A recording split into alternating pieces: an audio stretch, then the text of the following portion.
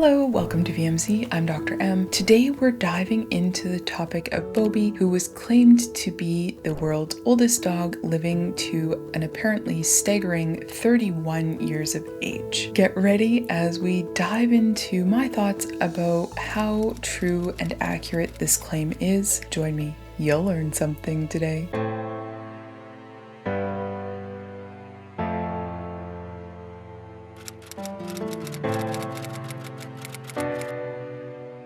So the Guinness World Records claimed that Bobi was 31 years old when they gave him the title of the world's oldest living dog. It was claimed that this dog had lived in Portugal for this entire time, and he was supposedly born May 11th, 1992. According to the owner, Bobi was born on their property in a shed, and he is apparently a purebred guardian livestock dog, a Rafeiro do Alentejo.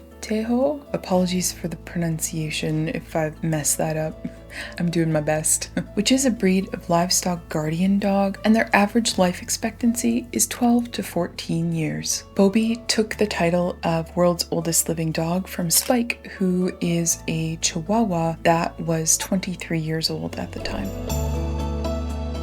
Now, in the realm of science, extraordinary claims require extraordinary evidence. I do believe that it would be possible for a small breed dog to live into their 20s. I often see small breed dogs that are 16, 18, 19. I often also see cats that are 18, 20, 21 years old. Now that we have better vaccines, better nutrition, better veterinary care, our pets are on average tending to live longer, which is great. But there is a huge difference from being early 20s as a small breed dog to being early 30s as a large breed dog. To put things into perspective, Bobi's age would be equivalent to a human living around 200 years. With our current understanding of the aging process and with our current medical capabilities for dogs, this seems incredibly unlikely. So I delved a little bit further into how Bobi's age had been confirmed. So Guinness World Records claimed that Bobi had been registered with the Portuguese National Union of Veterinarians. The problem with that is that Bobi was registered 1 year before this Guinness World Record title was given to him, and at the time of registration, the owner was the one who claimed that he was at the time 30 years old. So when Bobi was registered, he was claimed to be 30 years old and self-certified by the owner. There was nobody else who actually verified that at the time of registration that Bobi was anywhere near 30 years of age. And so this self-certification without any external verification casts a lot of doubt onto his actual age. When I was looking at the photograph evidence of Bobi's age, the photos from approximately 20 years ago show a dog that has completely different white markings on its feet. And then in Bobi's current photos, those white markings are not present. This raises a lot of questions in my mind because as dogs age, they tend to gain gray and white hairs, never lose them. Some other reasons why I feel quite dubious about Bobi's age is that larger dogs have shorter lifespans. This is well known throughout dog breeds, and Bobi is not a small dog breed. For him to be living this long is implausible. Second, we have a good amount of research demonstrating that overweight and obese dogs have significantly shorter lifespans, usually by 20% or so compared to dogs that are kept a lean body condition score. Bobi is quite obese, and for him to live that long as a large breed obese dog makes it even more implausible. I also, in the vet clinic, commonly see people who don't quite know the age of their pets. Even if they've had that pet since puppyhood, they will come in and they will say, oh, my dog is 10 years old, but then we will have been seeing that puppy since it was a puppy, and in their medical record, know they're actually 7 years old or 8 years old. And this happens all the time. I mean, that's fine. I know a lot of people don't need to know the precise age of their dog, but my experience tells me that it's very common for people to not be accurate when relaying the age of their pets. It's also incredibly common for parents to replace one pet with another that they may even name the same thing if they are wanting to avoid talking about grief, loss, death, and so on with their children. I see this happen more often with things like guinea pigs or rabbits or fish, but I did wonder, could it be possible that this has also happened in Bobi's case because the parents just didn't want to cover the loss of their previous dog with the white feet with their children?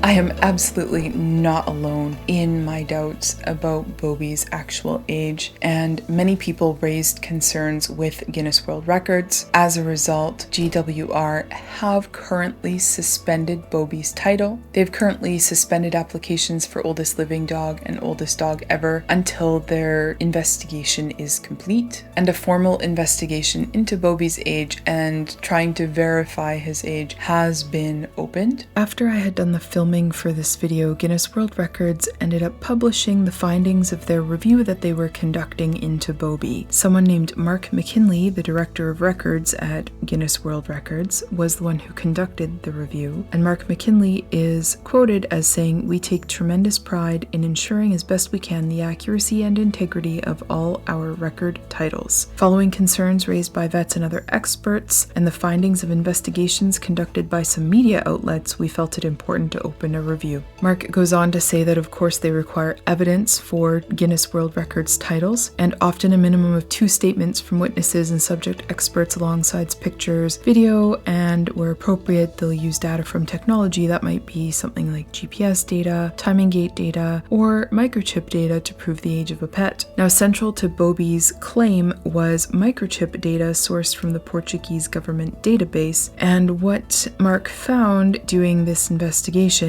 was that when Bobi was chipped in 2022, that the Portuguese government did not require proof of age. Now, the veterinary statement that was submitted as evidence for Bobi's age simply cited that microchip data. As a result, there's no conclusive evidence that can in any way prove Bobi's date of birth. So because there is no conclusive evidence, which was essentially the entire point of my video, they cannot retain Bobi as the world record holder, and so they let Bobi's owner know that Bobi no longer has the record. It was also interesting in the article they talked about they do not yet have a new record holder, but I hope that the next one will have an adequate amount of documentary evidence from the entire pet's life and not just an unverified microchip placed in a year before the dog dies. One of the reasons that I wanted to cover this is because there are some people out there who are using Bobi's lifespan to try to prove that their non-research based way of feeding their own dog is the best. So I wanted to put a friendly reminder in here that currently the best thing that you can do as far as nutrition is to keep your dog a lean body condition score and feed a research-based, well-formulated diet that meets WSABA guidelines. That is the current standard of care, and there is no reason to be doing something different than that at this time. So if people are trying to use Bobi's claimed age as a reason for you to some different nutrition, please ignore them. Those people are not experts in pet nutrition, and the people who are using these claims are doing so disingenuously, as it's currently quite doubtful that Bobi was actually 31 years of age when he died. Please tell me in the comments down below, had you heard the rumors and doubts surrounding Bobi's Guinness World Record title? Do you have a topic you'd like me to cover in a future video? I love to read your comments, and I read every single one of them, and I prove it by posting a new one every week. I also put up a new video most Fridays. I look forward to seeing you in the next one. Bye.